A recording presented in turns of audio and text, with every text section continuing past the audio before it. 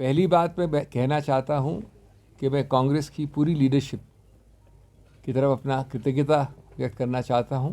उन्होंने मेरे अंदर विश्वास रखा, चौथी बार के लिए मुझे उम्मीदवार बनाया। मैं तहे दिल से माननीय कांग्रेस अध्यक्ष, पूर्व कांग्रेस अध्यक्ष श्रीमती सोनिया गांधी, शीर्षस्थ नेतृत्व जो भी है, सबको धन्यवाद देना चाहता हूँ। दूसरी बात, मैं तहे दिल से माननीय मुख्यमंत्री को और हर एमएलए जो यहाँ बैठे हैं, जो आपको दिख रहे हैं, कुछ नहीं दिख रहे हैं, उनको जेन्युइन तहे दिल से धन्यवाद देना चाहता हूँ। वो पूरी तरह से प्रयत्नशील थे, उम्मीद बनाए बैठे थे और दिन रात उन्होंने परिश्रम किया, मेरा समर्थन किया। तीसरा, मैं उन 9 एमएलएस को भी धन्यवाद देना चाहता हूं, जिसमें से 9 के 9 कल रात तक हमारे साथ बैठे थे, खाना खाया था, जलपान किया था, फ़ोटोज़ ली थी। उसके पहले जो बार बार हमसे मिले थे, मुझसे ही नहीं, मुख्यमंत्री जी से ही नहीं, लेकिन सब एमएलए से कई आश्वासन दिए थे और जिनमें से 3 आज हमारे साथ नाश्ता करके निकले थे। उनको भी मैं धन्यवाद देना चाहता हूं, क्योंकि उनसे हमको कुछ शिक्षा मिली है, कम से कम मुझे निजी रूप से शिक्षा मिली है, मनोवैज्ञानिक शिक्षा मिली है। मैं इस संदर्भ में एक विनम्रता से प्रश्न पूछना चाहता हूं। नहीं, उससे पहले मैं माननीय हर्ष महाजन जी को तहे दिल से धन्यवाद, तहे दिल से बधाई देना चाहता हूं। वो जीते हैं और उनका हक बनता है बधाई प्रदान करने का। एक बात ज़रूर मैं कहूँगा, उनकी पार्टी को अपनी गिरेबान में देख के सोचें।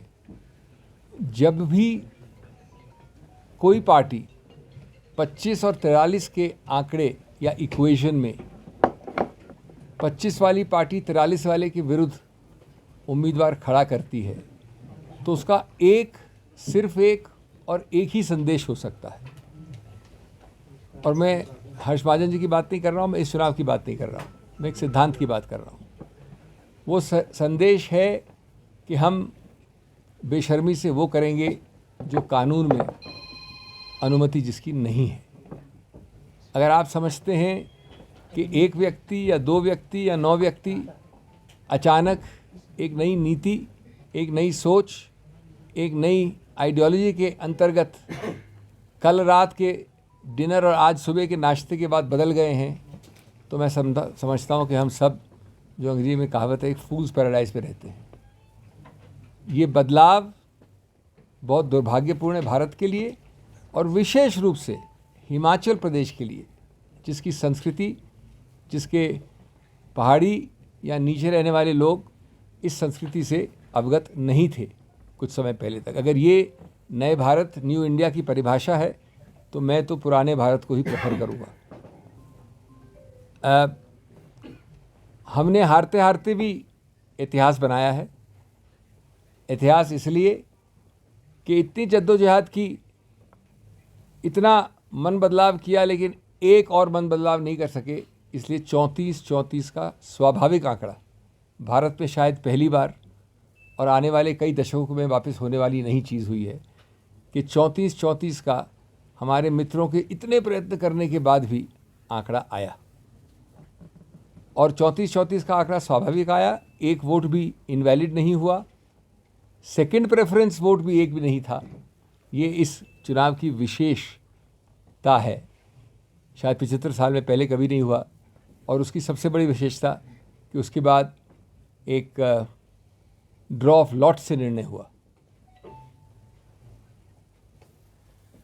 मैं सिर्फ ये कहना चाहूँगा कि जो हुआ सो हुआ, हमको भविष्य का सोचना चाहिए। और एक आश्वासन दे के मैं हिमाचल से जा रहा हूँ, हिमाचल की बात नहीं कर रहा हूँ, लेकिन मैं अपनी बात कर रहा हूँ। जिन लोगों ने इतना प्रयत्न किया, उनको सिर्फ मैं कह दूँ विनम्रता से, पलट के आऊँगा शाखों पे खुशबू लेकर, पलट के आऊँगा शाखों में खुशबू लेकर, खिजा की जद हूँ मैं, मौसम ज़रा बदलने दो।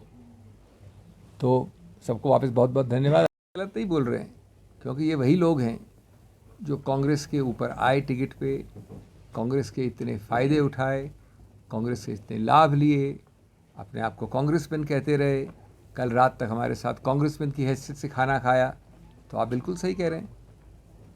तो ये प्रश्न आप हमसे क्यों पूछेंगे? उनसे पूछिए जिन्होंने कांग्रेस कल रात तक होते हुए आज सुबह बीजेपी वाले बन गए। ये तो प्रश्न आपको उनसे पूछना चाहिए ना। सरकार से नाराजगी है सर, ये बताएं। देखिए, नाराज़गी हर एक अभियान में होती है। नाराज़गी का मतलब ये नहीं होता है कि नमक हलाली की जगह नमक हरामी हो।